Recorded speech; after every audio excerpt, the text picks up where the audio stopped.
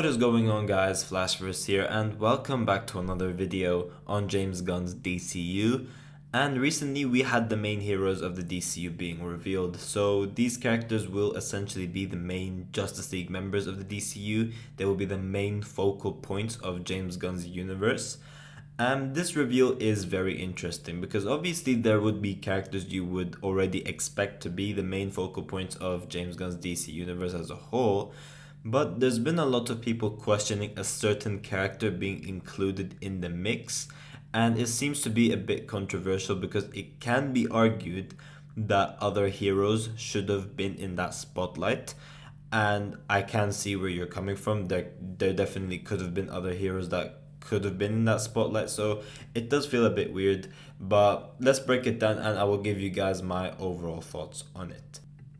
So I'll be going over this article from comicbookmovie.com, which pretty much summarizes everything. And obviously, as I read over it, I will be giving you guys my overall thoughts regarding this. And I'll give you guys my personal opinion regarding this, but I'm going to explain why it feels weird, but why it also makes sense at the same time. So Warner Brothers CEO David Zaslav names the DCU's four cornerstones: Batman, Superman, Wonder Woman, and Supergirl. DC Comics fans are well aware of the comic publishers' trinities, Batman, Superman, and Wonder Woman, but Warner Brothers CEO David Zaslav says the DCU has four pillars. Speaking to investors on a Q1 earnings call, Warner Brothers CEO David Zaslav revealed a somewhat intriguing tidbit about what's being planned by James Gunn and Peter Safran's DC studios. While most comic book readers view the DC brand as having three pillars, Superman, Batman, and Wonder Woman, effectively known as the Trinity, Zaslav says the DCU has four cornerstones. Speaking on the call, the CEO began by discussing how the studio elevates whether to sell off IP to other networks and streaming services versus developing other IP in-house. And this is a quote from David Zaslav as he says, "It's important for us to be able to sell our content to third parties, but as we look into our titles, there are many that really are just for Warner Brothers. When you look into major characters with that, James Gunn and Peter Safran are developing with their 10-year plan around DC, that is to build asset value for us globally everywhere around the world. Wonder Woman, Batman, Superman, Supergirl. So we look at those as big asset builders and big differentiators." At Warner Brothers' upfront showcase today, Zaslav reportedly doubled down on the above statement, stating that those four are the pillars of the DCU. Okay, so like I said, giving you guys my overall thoughts on this. This is very interesting. And Zaslav revealed that these four characters are going to be like the main asset builders and pretty much the main focal points in James Gunn's DCU, and will very most probably be the main Justice League members when the time comes for that. So when they build the Justice League, it's going to be built around those four, and then the others will come in as well. Now, one of the more interesting ones that got a lot of people talking wasn't the fact that Wonder Woman, Batman was in it, because you would expect that. Like the Trinity itself, Superman, Batman, and Wonder Woman, you would expect. But this whole thing got people talking about Supergirl. And it's an interesting addition, but it got people talking in the sense that there could have been other characters that arguably deserved that place as the fourth pillar. Like there's significantly more important characters in the Justice League when you compare it to Supergirl, like the Flash, for example, like Green Lantern, for example. Those are arguably pretty much up there with the main Trinity heroes. And you can even have Aquaman, Cyborg, Martian Manhunter as well, and maybe even Green Arrow. Now, all of those are obviously popular choices, especially, like I said, the Flash and Green Lantern. Those are big characters. But it seems as these characters would be having less of a significant role.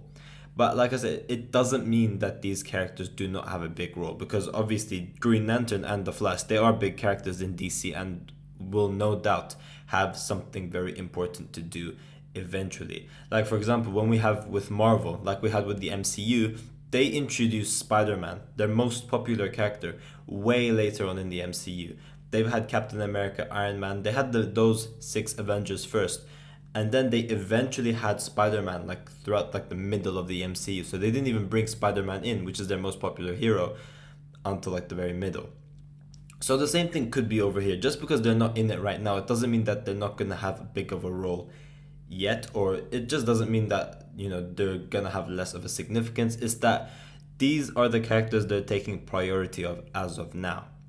Now, obviously, with the Flash, they don't really have plans for that character yet, and it does make sense because it's too recent, especially after a flop of a movie.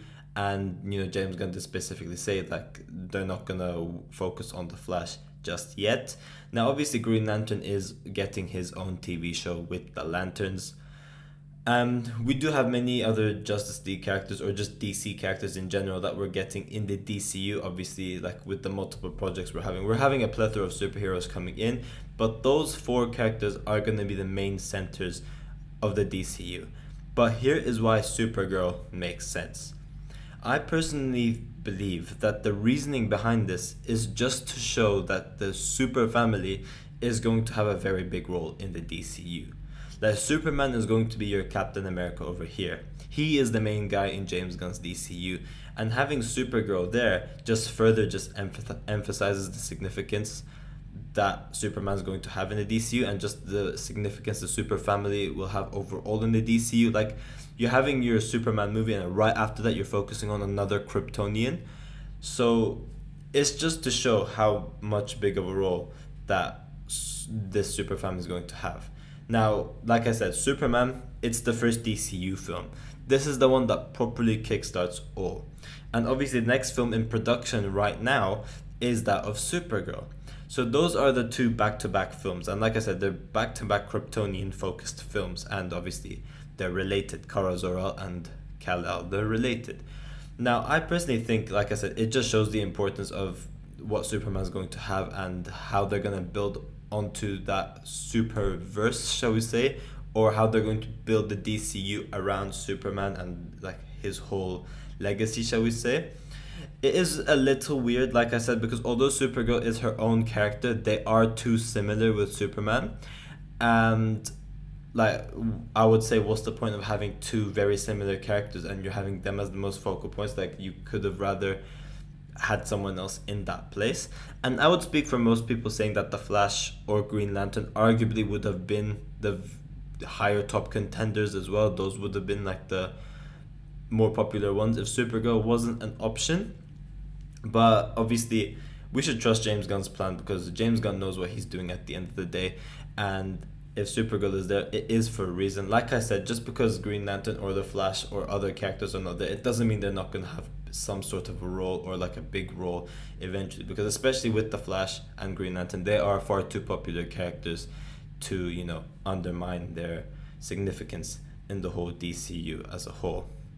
But like I said, it's too early to judge right now. We shouldn't really say anything. Let's just look forward to what James Gunn is going to bring forward to us.